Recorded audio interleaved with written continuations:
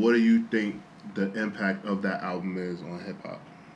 I think overall, they found this really unique pocket at the time of incorporating not just what they like, but like a time frame that was before them. So like the 70s, incorporating it into the 90s, blending it the way that they did. Because before that, we had Tribe and the way that they did it with their music and the jazz feel, incorporating that with hip hop. But with this, it was like this blaxploitation meets hip hop in the 90s. It was this really, really great feel. So I think what they brought to it was just more so leaning into these niche references that they really fucked with and putting it on wax. It was really, really dope and forming a concept out of it. Because we got that a little bit with Wu-Tang, with with the Kung Fu references and Shaolin and everything. But I don't think it was done like this. Yeah, I think what they did was pretty dope because they made themselves a comedic duo in hip hop. Like everything was just lighthearted and really like fun and like flavorful and like it kind of just makes you smile. It puts you in a really good mood. Like I said, like they make like cookout music or like rooftop music. Like it's very much summer in NYC. Like when you hear it. So for me, I think like the impact was a lot greater than a lot of people give them credit for. And it was just that like in '97 and '98, hip hop was so over the top and glamorous and big that they didn't shine, but they still like were able to like carve out like a little space for themselves for people to like appreciate them. And like it's funny because it was like they kind of like what they kind of like embodied the term your favorite rapper's favorite rapper. Yeah, it was in an otherwise crowded year for rap. They stood out in that way because it was completely different from what else was out there. Yeah, man. I hope that Camp Lo, that I really hope that Camp Lo like gets their like flowers. I hope that fucking Ski Beats gets his flowers. I think that like he had a great year. Yeah, he had a great year that year. Yeah, he did. I just think that like what they did with this being like their opening, their debut project, given that concept, having this album cover that like you can't like escape. It's so revered. Yeah, like it's so loved and revered. Like I just think like what they did was like really, really like fucking brilliant and smart. And I hope that like down the road like they can like get like honored. Like I hope Nori gets them on Drink Champ soon. That'd be fire. Maybe I don't know. Maybe I know that they said they read emails. I think I'm just gonna do that. Just being a hip hop fan, you know, they need to talk to Camp Lo. Yeah. It's just something they just need to do because also like I feel like when I really thought I was like, yo, this is it. They used to play that instrumental so much on the radio just for fucking. Just cause you could still just hear it every now and then, just randomly, and a lot of people. I think the problem is with them not getting their flowers the way that people probably think that they should is they don't tie "This Is It" to them. They just hear it and just be like, "Oh yeah, I know this song." Absolutely. And they don't look into like who did it. Yeah, I mean honestly, like I didn't know what they looked like. And that's another thing too. And they're not big into press. They're not big into doing interviews. Even when we was revisiting this album, trying to find interviews was like pulling teeth. Like those guys are like the embodiment. You know how some rappers like, yo, I don't care about all that fame shit, this and that. Like they really like you could like it's obvious they really don't give a fuck. Like they had their success, they do their shows, they get their money, and then they just keep it moving. They really mind their fucking business. Really minding their fucking shout out to the Bronx legends though. Yes, absolutely, man. Catch you guys next time. Let us know what you think.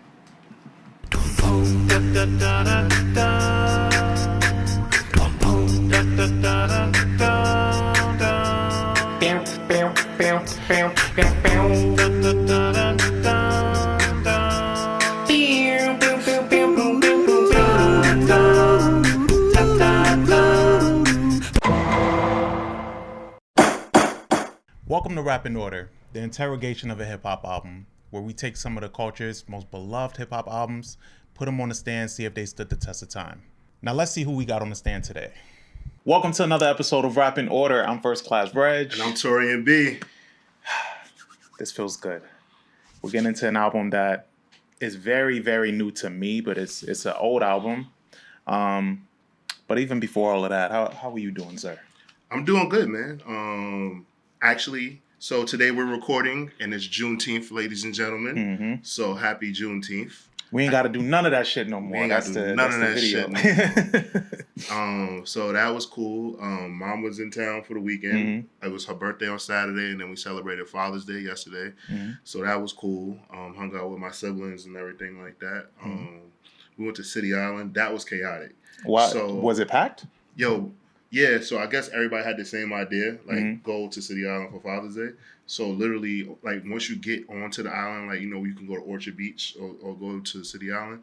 Traffic literally bumper to bumper. So it was so many times where I was. And this was like the middle of the day. Yeah. 4 o'clock. So and I like have so many thoughts of like turning around. But then what happened is that my mom, one of my mom's best friends, I call her Aunt Stacy. She was already there, so she made reservations for us. So basically, the incentive was, when we pull up, we're probably going to get seated as soon as we pull up. Because the wait was like 40 minutes. So she was like, yo, if y'all just stay in y'all cars, like y'all gonna be seated. So that was the incentive. So it worked out. All right, that's smooth.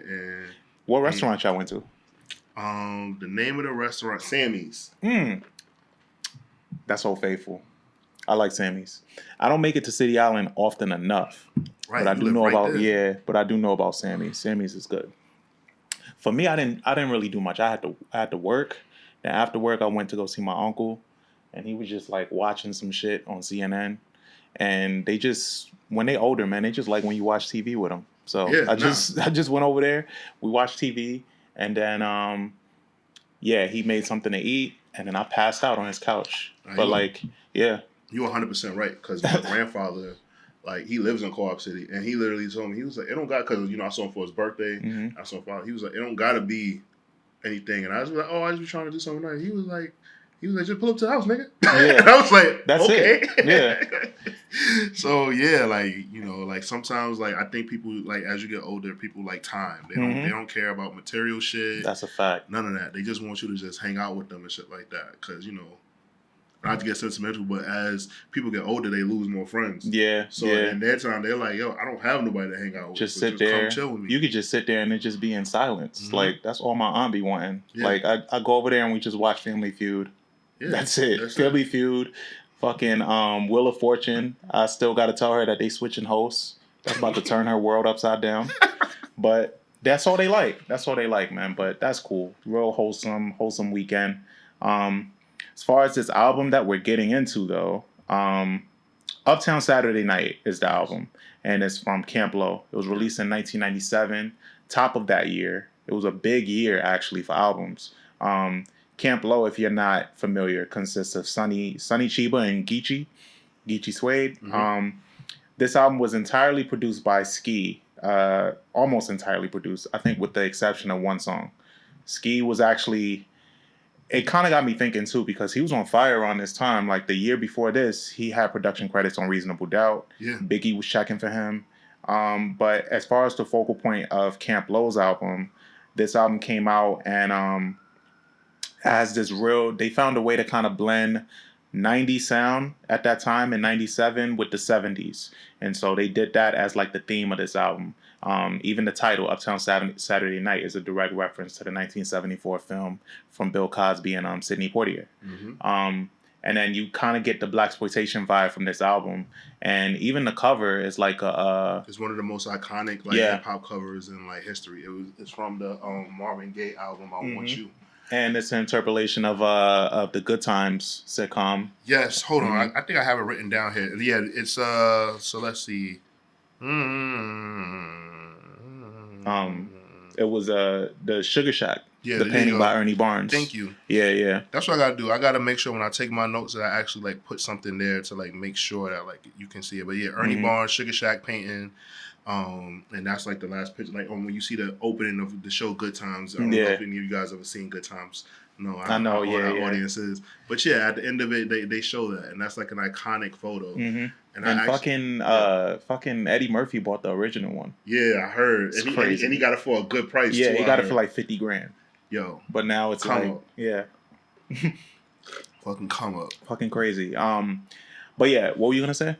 Pretty much, I was just gonna like piggyback off of like what you said. What I thought is that how much like they have like a lot of like similarities and like a lot of things that like they that they have in common. Like basically, like they were born in the same hospital in the Bronx.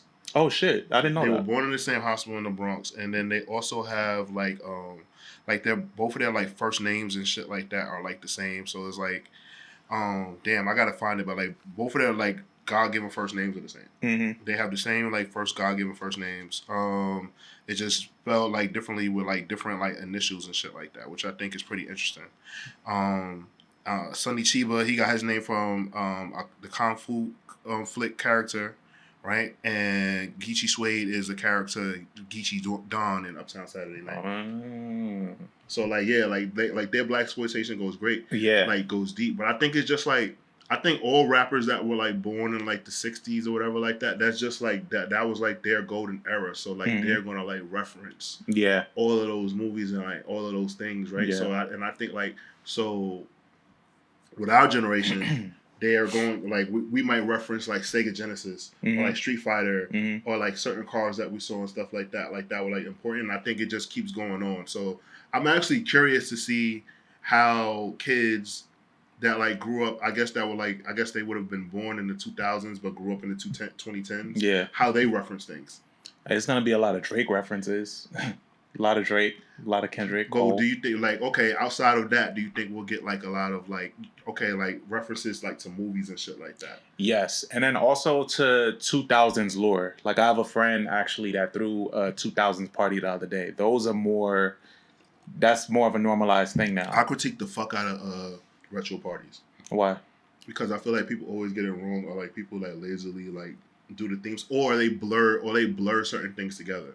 Yeah, they do. And it always drives me nuts. And it's like I realize like I just gotta like just leave it the hell alone because I'm pretty sure like they're just having fun. But yeah, I'm pretty sure when we would have like 80s and 70s parties or whatever like that, like it wouldn't be correct. And for me, like I'm too much of a perfectionist to not get it exactly right. Like if I have a 70s party, like I really want motherfuckers that have on like real life bell bottoms and like wear like Lee jeans and shit that. You want fish floating in the platforms. Yes, exactly. In the 80s, like, you know what I'm saying? Like, I want motherfuckers wearing like the correct Adidas. I don't want to see no Nikes because Nike was not popular in the 80s until the late 80s. I get that. But yeah, certain things I just... People be wearing...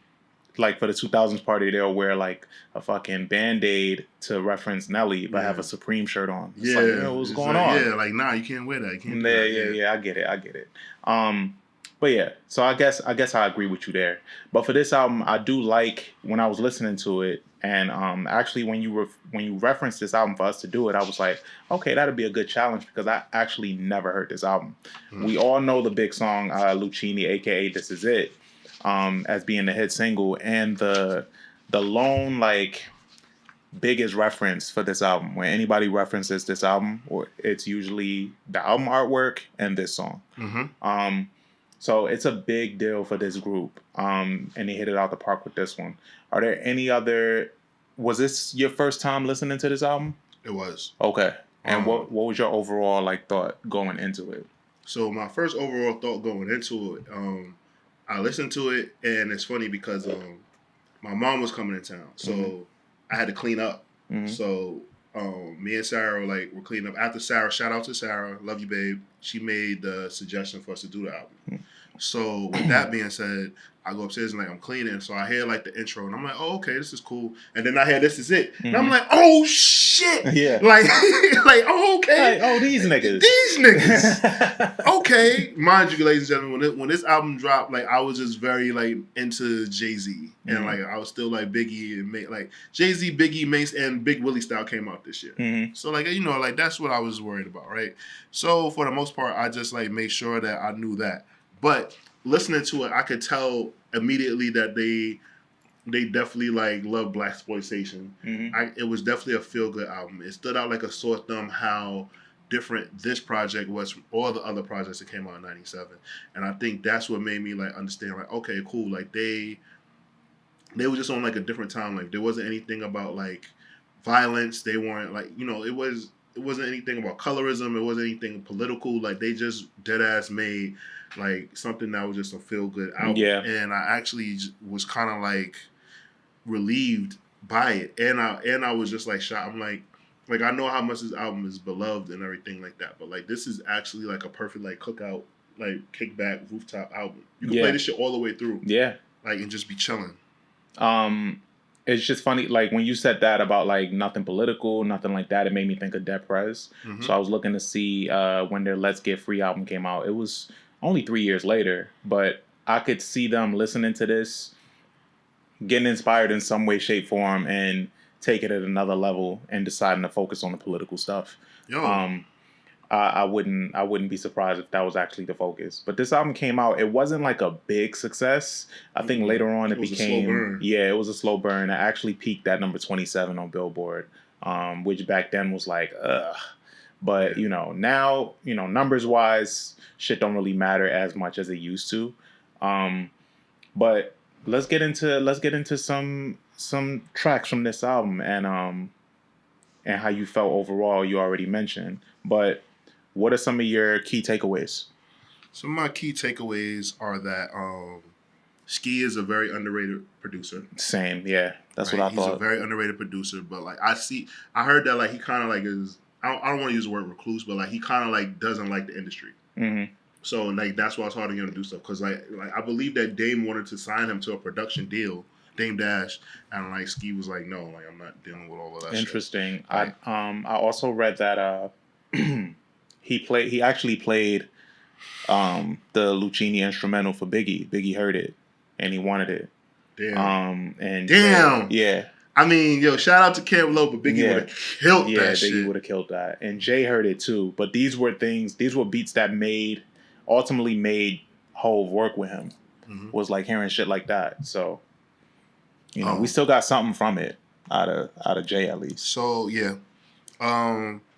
What was really interesting was that, okay, so the song Coolie High. Mm-hmm. So obviously This Is It is like the song, right? But Coolie High is also a song that I really gravitated to in this project. And apparently that was their demo. And when they originally had the song, it was over Michael Jackson's The Lady in My Life. And they couldn't get the sample cleared. So then they used the Janet Jackson sample, and Janet wouldn't clear it. So then that's why, like, if you listen to it, it sounds like The Lady in My Life, but like it's just like distorted. Like they had to like change like certain parts on it. And I just thought that was very interesting. 'Cause I was like, damn, like Mike. I thought Mike was cool, but I think it was because they didn't have a relationship with Sony. Yeah. Because Mike was fairly nice about clearing samples. Yeah, I thought so too. Mike probably heard it and was like, who are these niggas? Yeah. Who are these niggas? Who are these niggas? But yeah, that's interesting. Because Coolie High is a standout for me too. I also really, really like Sparkle. Sparkle's a dope one. Because Sparkle kind of ties in, obviously, we know about Sparkle, the 70s film. Yes. So it ties in from there, and then also just gives it this 90s feel. The vibe is great. It's a direct reference to the movie. Ties in that 70s funk. Oh yeah.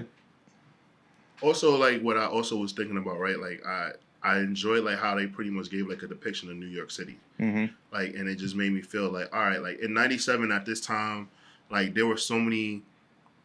I could be wrong. So this is just me like going off of like my research. But in New York City, like there were literally sections for you to go to, like whatever you wanted to like vibe with. Mm-hmm. So for like this, like for them, like obviously you have a place like the Tunnel. Yeah. And the Tunnel is just like mainstream hardcore hip hop, mm-hmm. right? But then like they had like places that they were going to on like downtown Brooklyn and lower Manhattan, mm-hmm. where it was just like vibing out. Yeah. Like people just like playing live instruments and like just being on some real hip hop shit. Yeah. And like me like researching and like finding like, okay, like they're making references to some of these places. Like, or them fucking around, like going to like Lyricist Lounge and mm-hmm. stuff like that. Like, I just thought that was fucking fire. Yeah, because something like this would fit Lyricist Lounge. As an outside New Yorker, like growing up, I always kind of got that vibe already, where it was like New York is sectioned off, and every type of thing isn't welcome in every type of place. Mm-hmm. So like there was different places for different things, different vibes, different areas. So I did always like kind of have that feel. I just always reference like New York as being like, oh, graffiti, art, So yeah, I get what you're saying, and them being from the Bronx, that makes sense. Yeah, like they're from the Bronx. They have a song on the album that's called Spanish Harlem. Mm-hmm. So like I was just like, all right, they're like those kind of New Yorkers. Like they're the kind of New Yorkers like where they could probably they probably have like spots that they just go everywhere. Like they probably always know where to buy weed, shit like that. Like they just have like they're those kind of New Yorkers. Cause like take I'll give you an example. So like take like a lot of the members of Wu-Tang, like they didn't really like outside of going to Brooklyn, they really didn't come to New York City that much. Mm-hmm. Like they would take like Method Man and You God had jobs working at the ferry and shit. But like they would literally just take the boat there, like work downtown and go right back. Mm-hmm. So like there sometimes like New York rappers, you think like, oh, New York City, but like they don't leave their boroughs and shit like that. So like basically like knowing like these guys were like well traveled in the 5 boroughs and shit. I was just like, oh, okay, cool. I just picked that up as a reference. Also, something that I picked up was the features that they had. Mm-hmm. It was Butterfly from Dilated Peoples, and I always fuck his name up, and I hate that I do it. Trugoy? There you go, Trugoy from De La Soul. Mm-hmm. I thought that was just interesting. I think it was interesting, one, because like I feel like they have like a lot of De La Soul influence. Yeah. Yeah. So the fact that they got him on the project was really dope. I'm like shocked that like there was no way like they crossed paths. Maybe they did, but like with like Q-Tip. That's true. I would get like a big Q-Tip vibe, especially around this time, the early mid 90s rather. Yeah. Q-Tip was kind of transitioning his sound, like from 99 to 2000, his sound became a lot different from what we knew in the early 90s, but he would fit right into this. Yeah. You're right. And it gave me like Outkast and like Pharcyde influence as well. Same. And then listening to this album, it made me think of albums like Watch the Throne. Not, it's not luxury raps or nothing like that. And the content isn't the same at all. But I was just thinking about like how it was such a big deal when they made Watch the Throne because they made it in the same hotel room. Mm-hmm. And they wanted to like make sure we knew that. And like you listen to an album like this, and something like this just wouldn't exist if they wasn't in the same room. Absolutely. Like it legit sounds like they was in the same place, same creative space, right across from each other recording this shit. Nah, they was. That's what I read. There was no. You want to know what else? They don't have that many interviews online. No, because I looked. Yeah. So they have. I want to say like there's like 2 interviews that I found that I watched while I was at work because I had an overnight the other night. And like basically they were just like talking. You could tell that they're just best friends. Like they were snapping on each other in the interview. Like it was a very unserious interview. Mm-hmm. And like I was like, damn, like this is pretty cool. Like these, like these 2 guys, like they've been friends since forever. They're in a group. They make music and like they make money, but like they're not worried about being like rich. Mm-hmm. And they do festivals, they do shows, they tour, and they chilling. Like they have like good lives. And I just think that was dope. And then also I thought it was pretty cool that like they didn't and so in '97 also like a lot of people were disenfranchised with Puff because like he was bringing all like this shiny suit rap shit. Mm-hmm. They said that shit. They was like, yo, that shit is dope too. Like they were just indifferent to everything. They were just like, yo, everybody can like eat. Everybody Everything can is dope. win, yeah. And I thought that was cool because at that time, remember like Bad Boy was getting like a lot of backlash for what they was doing and shit. And like these guys was just like, yo. And then literally all this shit is cool. And 1 year after this was when we met DMX and just everything changed. But you're right. Everybody had a shot. And I think they showed that. Yeah. And with them, I want to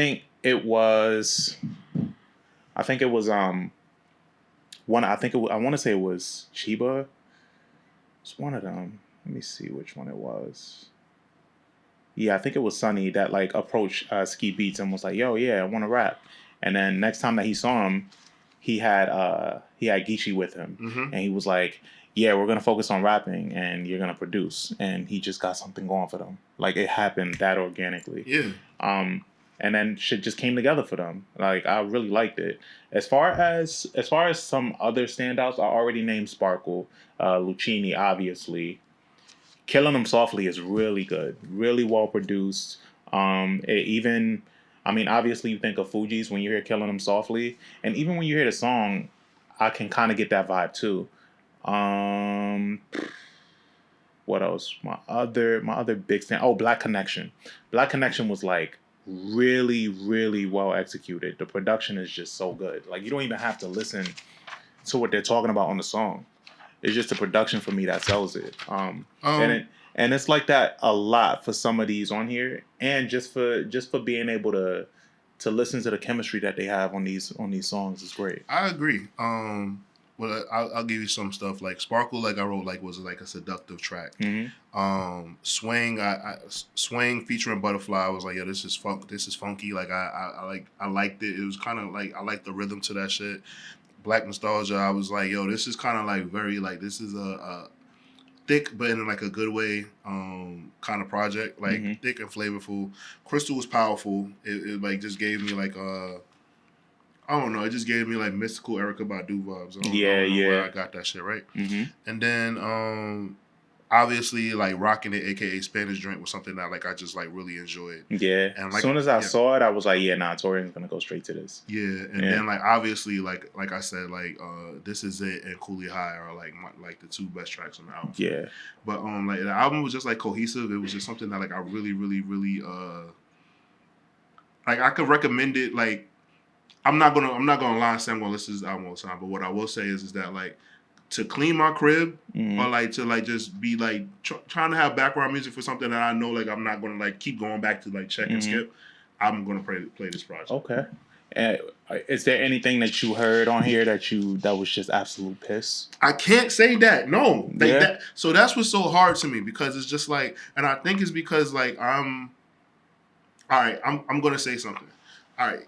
I can listen to music in other genres, and I don't have a definition of what a classic is in other genres. So, like, let's say when I listen to like different rock albums, right?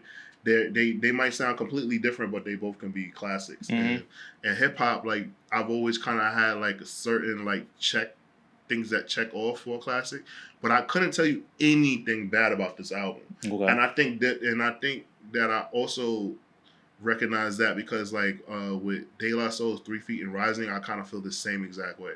Like I can't say anything bad about that project, but it's like I gotta like really. It wouldn't be your day to day. Yeah, it wouldn't be my day to day. So it's just like I'm like, damn, like what can I like, you know? So I think sometimes I have to like really rethink like my whole process of classics because there's certain projects where I'm just like, yo, this is good. It's just like it's not my vibe or like my thing. And in hip hop, because hip hop is so much of my identity, I think I put so much of my identity into how I judge an album versus just me being like, yo, this is good music. Because in other genres, I don't do it. Yeah. Like if I listen to a really good country music album, I'm like, yo, this is a good country music album. I think it's a classic. And you can just separate from it. Yeah, and I can separate from hip hop. I can't because I identify with it so much.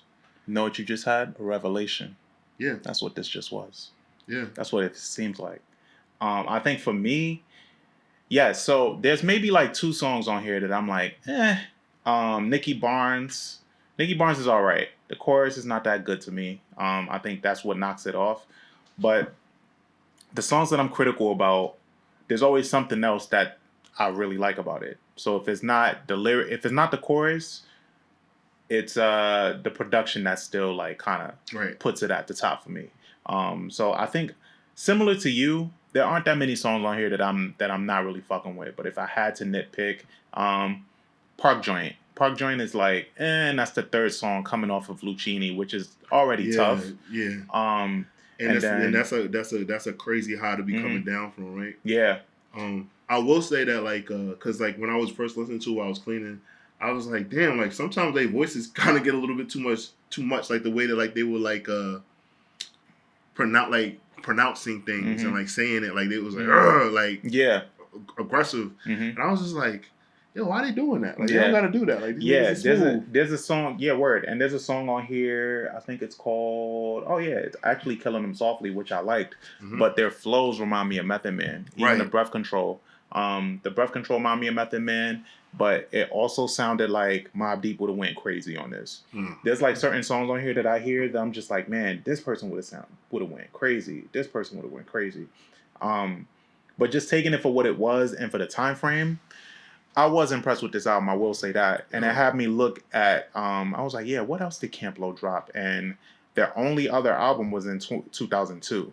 and it didn't do that Let's well. Do It Again. Yeah, and it didn't do that well. And it came out 5 years after, and it's the title reference to Let's Do It Again in 1975. So yeah, I'm curious to see like what their story is. Like what came after this for them. Are they still cool? They're like, still cool. Okay. They just. Oh no, sorry. So they had 3 albums. Yeah, they have. Yeah, I was going to say that, albums. but I was like, maybe I did something wrong. Or 4? Which albums did they?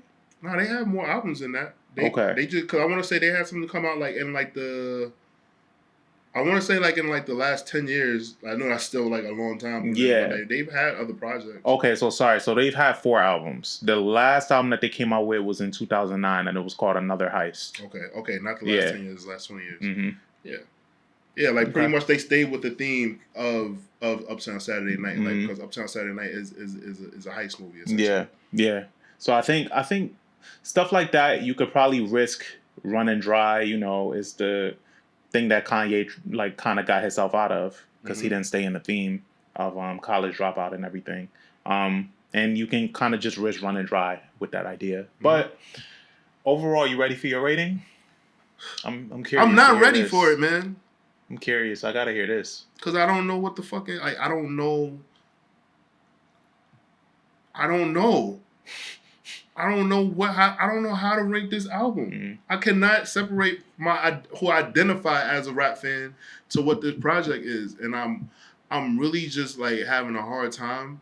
But I will say this: when I think about when I judge it. The only way I can make sense of it is if I think about what else came out in '97, and because this project was so unique, it was so impactful, it's still talked about, even though like they weren't as big of stars as the other rappers. I give it 5 out of 5 waffles. Wow. I give it 5 out of 5 waffles because this album could have came out today and been fine. It was a timeless project, right. So the theme held up. Another thing, like I know it might not be the most important thing, but that album cover is going to be talked about till the end of time. Like what they did and the fact that they were able to recreate something that was already an album cover, a famous painting, and like it still like hold weight.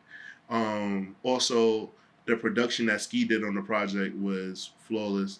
Their rapping was great, and they were able to they were so outside of the box of the norm, and I think that's like what sold me the most, like that they went against the grain of what came out that year, and were able to like make an album that stands out amongst all of the other projects. Like, cause you got to think, Scarface, Untouchable came out, right? Mace's debut album Harlem World came out. Puffy's debut album No Way Out came out. Biggie's double disc album came out in '97.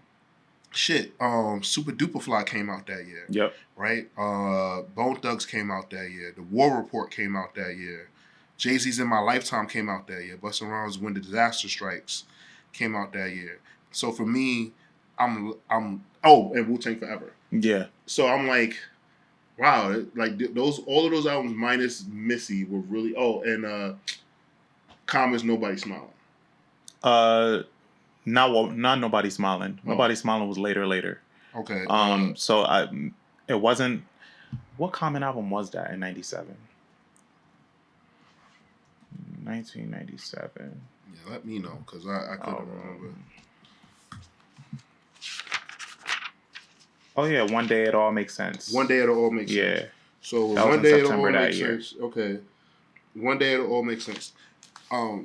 That like all of those albums kind of had aggressive kind of energy towards it, and like I just really admire how they made a project that was so like far left. Yeah. And like they just stayed out the way. They did it without cursing. They did it without all of that stuff. And I was just like, all right, this makes a lot of sense, and I get it, and it's proven because like you still hear This Is It, like the instrumental played like on the radio, like when Funk Flex is like talking on the radio or something like that. You still hear the instrumental. It's really, really great. I think and I share all the sentiments that you did.